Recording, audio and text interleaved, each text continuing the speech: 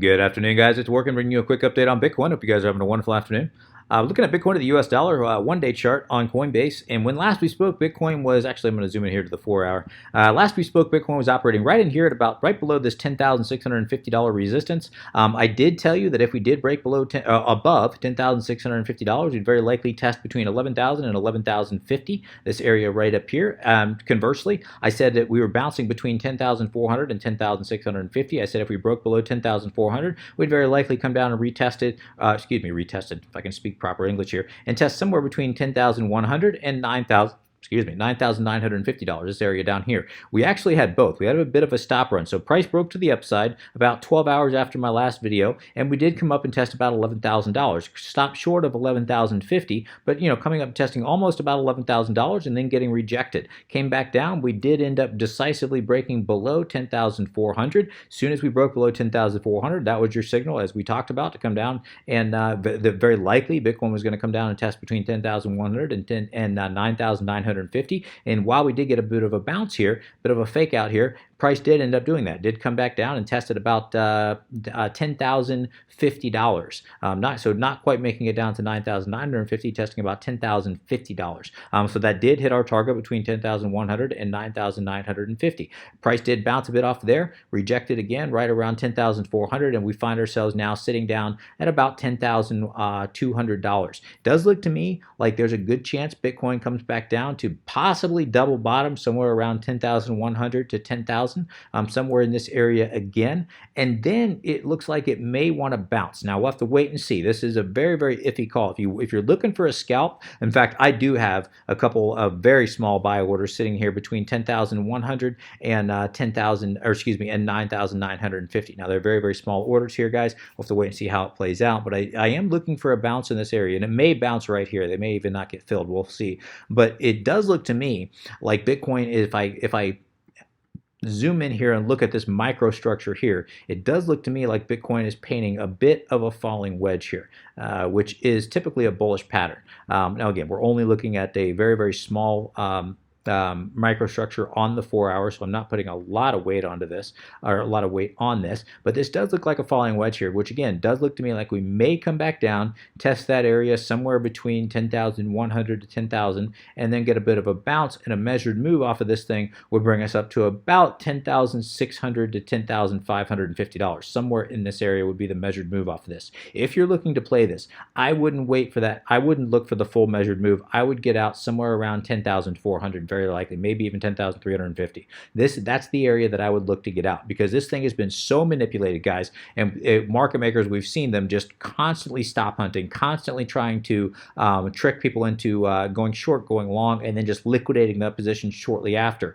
So there's a lot of games being played, and the truth is, until we break out of this, zooming out to the daily, until we break out of this overall large consolidation pattern that we've been watching for the last couple months, it really is a crapshoot. And I know that's frustrating to hear from an analyst, guys. Bitcoin, the overall thing could get resolved to the upside, could get resolved to the downside. That's brilliant. I get that, but that's where we are right now. Now, there's no question, as we discussed in my last video, there's no question we're in a overall descending triangle. An overall descending triangle is historically a bearish pattern, which means that probability would favor a break to the downside from this overall larger structure here. That being said, as we talked about in the last video, guys, we are still in an overall macro uptrend, and we have been for the last 9 months or so. There's no question about that. So as we discussed on the last video, in a macro uptrend, when you see a descending triangle, the probability of breaking down is substantially less than if we were already in a downtrend. And again, that difference is somewhere around, since we're in an overall uptrend, we've got about a 55% chance of breaking down, which means there's about a 45% chance of breaking up.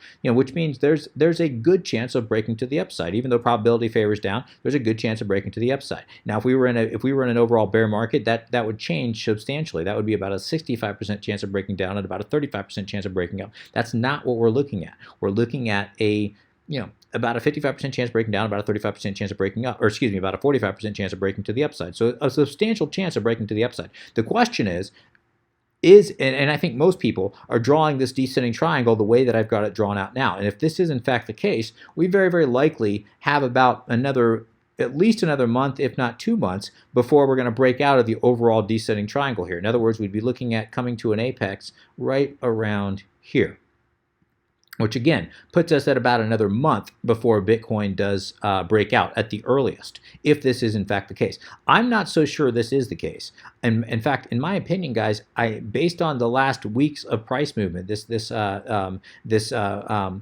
breakdown here, based on this the last week price movement here, it does look to me, and I discussed this possibility on my last video. If I'm more of a purist and I draw this thing from more of a purist perspective, and I go from the ultimate swing high from this pattern here, which would be this wick right up here at about $13,850, and I draw it based on that, and I hide this right here. Let me just get rid of this to avoid confusion. This has us coming to an apex within the next week or two. This has us in an apex somewhere in here. In fact, we already be in that area where we could see that larger move anytime between now and the next week or two. And it does look to me like there's a good chance that that is the correct way of drawing this, especially after this last week's of price movement. Now, what will invalidate this is if we do break up above 10,650, which would bring us above this descending resistance line of this potential descending triangle. And if we do break above that, but stay within the overall descending triangle that we had drawn, in other words, we stay within this descending triangle here, and that would bring us down, that would keep us below about 11,000-ish, somewhere thereabouts. Then yes, we may be looking at much more consolidation, much more sideways movement.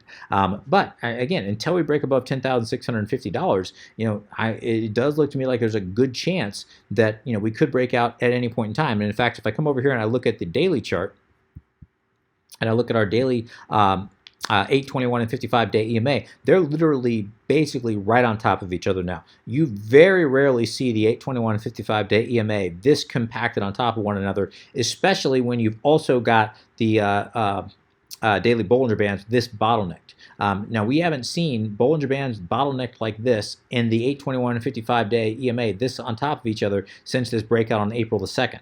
So this is suggesting a much larger move to come sooner rather than later. By sooner, I mean the next week or two. And again, I know I've been saying that for quite some time, but look at the 821 and 55. They've been basically just getting squeezed tighter and tighter here within a range to where now we're literally at the tightest it's been since April the 2nd. I mean, and we've got the Bollinger Bands bottlenecking to support that. So again, this very much suggests obviously the range is getting tighter and tighter, price is getting squeezed tighter and tighter. But when you see the 821 and 55 doing the same and the Bollinger Bands bottlenecking like this on the daily, again, that does suggest a breakout coming sooner rather than later. Let's check the weekly. Looking at the weekly, we are still snaking around the 8-week EMA here. So basically just more consolidation. And the weekly would suggest, if we do break down, would suggest dropping down to at least $9,200. And that'd be the area that I'd start to look for a potential bear trap. But I do think, as we discussed last time, if we do break to the downside here, and if it is a bear trap, if it's a measured move, we're going to come down to about $7,000, maybe the upper $6,050, or excuse me, the upper 6,000s, maybe the lower 7,000s, but somewhere around $7,000 would be the measured move off of this thing. That being said, as we discussed before, guys, $8,500 to $8,900 would be the area I'd be looking for that potential bear trap reversal, where it surprises everybody. Everybody's going short and price just completely reverses course around $8,500. Why $8,500? Well, because we've talked about that numerous times in the past. But looking back at the CME chart here, guys, we can see that $8,500 is exactly where that gap is, as we've discussed numerous times in the past here. And typically we know the gaps want to get filled. So, and also we know that gaps also oftentimes provide areas of support. So, coming down, hitting this area, this gap, and then bouncing off that area would not be out of the realm of very strong possibilities. We can see this a gap that we had here between 10,100 and 10,400 did get filled.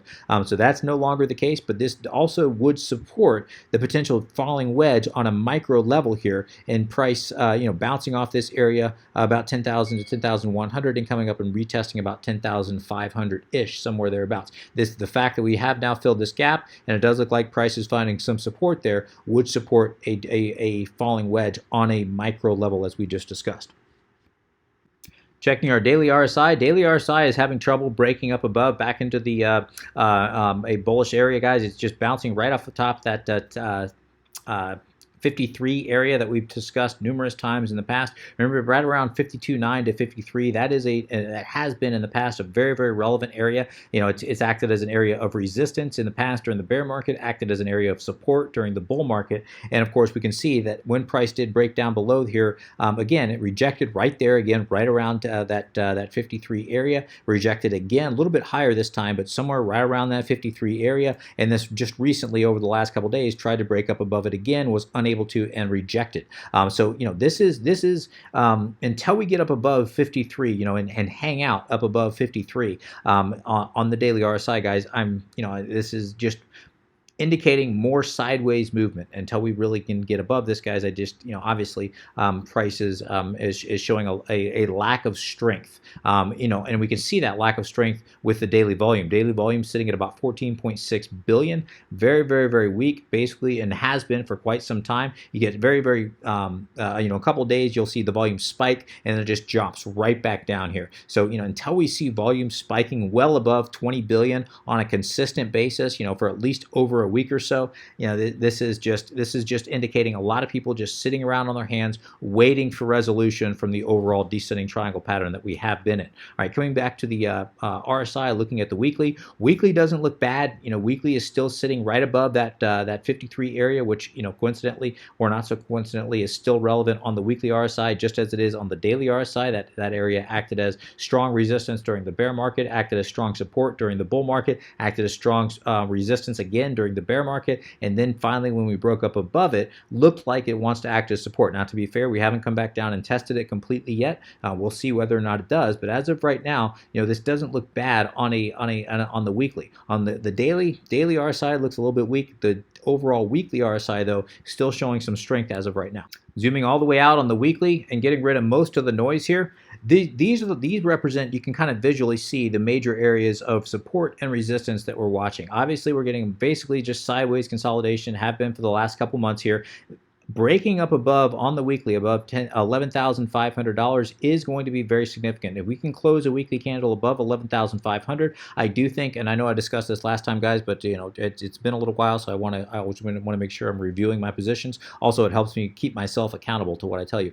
So if we break above 11,500 on the weekly, and we get a weekly candle closing above 11,500, I will think that is a good indication that price is very likely going to continue to the upside here, and I'd be looking at a target of at least this prior high right around $13,800 to $14,000, but I would think that very likely that would get taken out. If we do test that again, I would think it would get taken out, and very likely if it does, that would bring us all the way up to the next target, which would be around $16,100, this area right here. And of course, we know that, as we discussed before, if I look at the ultimate swing high to the ultimate swing low, that does coincide very nicely with the 50 Fibonacci level. Next major fib level would be right in between that golden pocket, between the 618 and the 65 fib level, which would bring us up to around that $14,000 area. And the next major fib level above that is the 786, which again would bring us right around to that $16,100 area. So we're seeing a lot of confluence between not only visual areas of resistance, but also confluence with the areas of resistance on our fib level from the ultimate swing high to the ultimate swing low, which means those are very logical, very good areas to be watching. Now, to the downside, if we do break down below 9,000, we can see there's a nice visual support right around 9,000 that I do not have marked, that I will go ahead and mark off right here.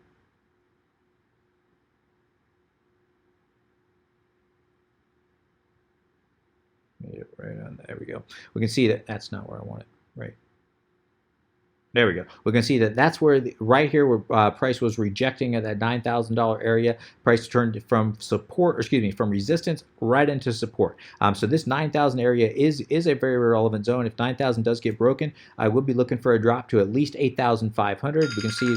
Oh, sorry guys, we can see 8,500 was the prior area of resistance. Resistance turned into support, and that's also that gap. So if we do break below 9,000, 8,500 would be the first area I'd be looking for a potential reversal, potential bull trap bounce, bear trap bounce. However, if 8,500 does get broken, guys, then we're looking at a drop down to about as we discussed, the upper 6,000s to the lower 7,000. We'll call 7,000 to basically split the difference, and that's going to put us right in here, somewhere in this area right here. Now that's a must hold in my opinion. If that does break, we're very likely going to come down to much lower prices. This is kind of the last stand, and this area does need to hold if we do come back down here, and I expect that it would. I would not be looking for this area to break. We can see that was an area of support down here, or excuse me, resistance turning into support. That was that major flip that brought us all the way up to $14,000. So those are going to be my targets to the downside.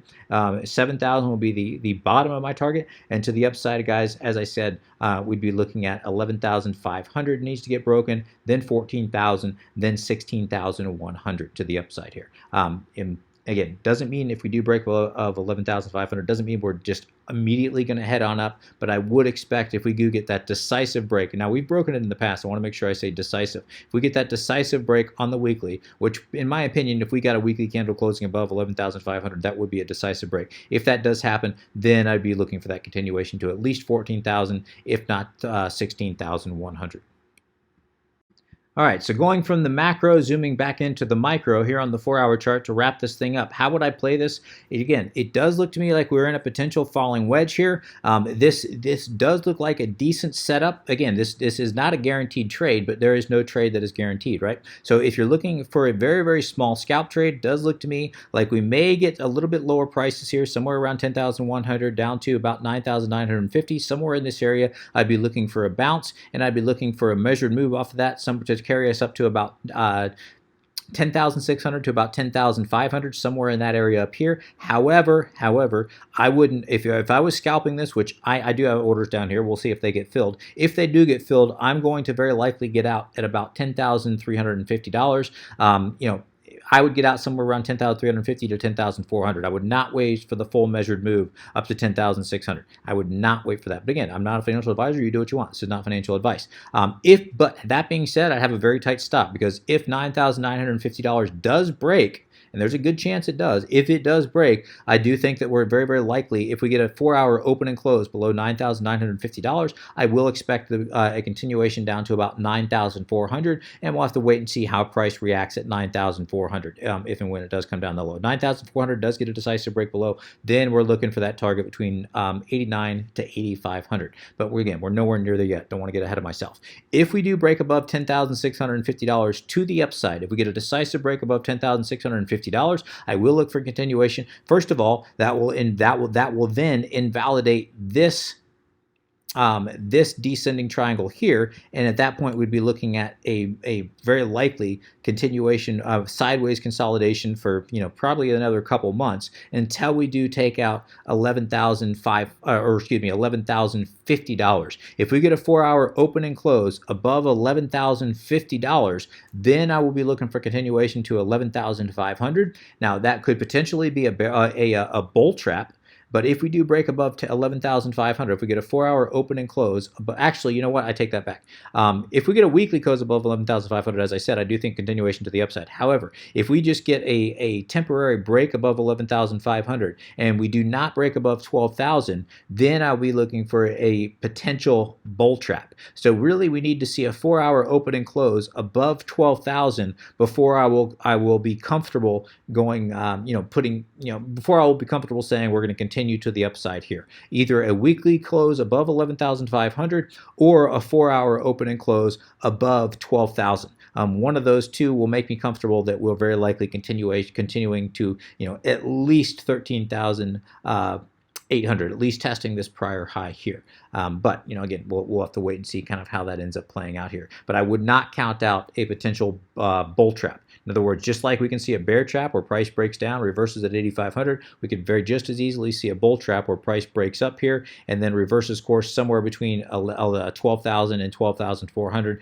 and then just dumps. That's a very real possibility. Remember, guys, the name of the game here is a lot of manipulation. Market makers, there's not a lot of guppies in the market the way there used to be. In other words, back in 2018, it was very easy. If we just come back out here to the weekly chart, we can see back in 2018, it was very easy. There were a lot of guppies in the market. In other words, we were just seeing price dump, come back up here, all the market makers would get out, dump their positions, and then price would tank, and then all the guppies were left holding their bags all the way down, until it finally bottomed out. Everyone would sell, market makers would buy down here, push the price up again, market makers would sell here, guppies were holding the bags all the way down here, and this just continued until finally everyone just got out and price just collapsed here. It's not that easy anymore. There's no longer the guppies in other words, all the retail, if there is any retail left, they're much smarter than they were back in 2018, which makes things a lot more difficult for those that are trying to manipulate this market.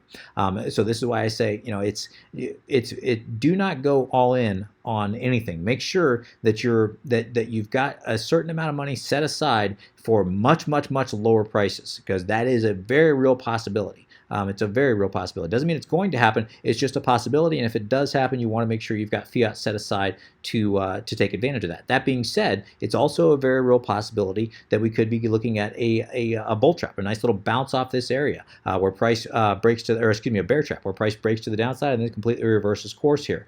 So that's also a very real possibility. And I know that's frustrating to hear from an analyst, guys. I get it. I know how frustrating that is. But either I could blow smoke up your ass, or I can just be completely honest with you and tell you how I'm trading the market. And personally, yes, I will have buy orders sitting between 8,500 and 8,900, but those will be, that's going to be about maybe 20% of the overall money that I have set aside to buy Bitcoin will be looking for a buy in that area. I'm going to have about 80% of the money that I have set aside to buy Bitcoin, ready to buy at that $7,000 range, somewhere between 7,100 and 6,900. And I will have at that point, I'll probably only deploy maybe another 20% in that area. So I'll still have about 60% left for much lower prices. So it's always better to be conservative, guys. Just because you don't happen to catch a trade does not mean you lost money. Losing money is losing money. Just because you didn't catch a trade does not mean you lost money. And the name of the game should be protecting your capital, because let's say worst case scenario, this thing just takes off and you don't have any position in. That does not mean you won't be in a position to take advantage of, price when it does continue to the upside, and I do believe that it will, even if it takes off, even if it does take off here and you don't take advantage of that, there will be pullbacks and there will be opportunities to take advantage of the price going up in the future. So, make sure the name of the game should be not losing money. The name of the game should not be, am I going to catch every single drop and every single rise? No, that's not how you play. The name of the game is protect your capital and live to fight another day, always. Now, anyway, all right, I'm rambling now, guys. I know you guys aren't kids, so I'm going to go ahead and wrap things there. If you have any comments, questions, suggestions, please let me know in the comment section below. As always, I'd appreciate an upvote if you have enjoyed this content. Till next time, guys, please trade safe, take care of yourselves. Please remember to like, subscribe, hit that notification bell on the bottom right-hand side. Anyway, till next time, take care of yourselves. This is Workin, signing out.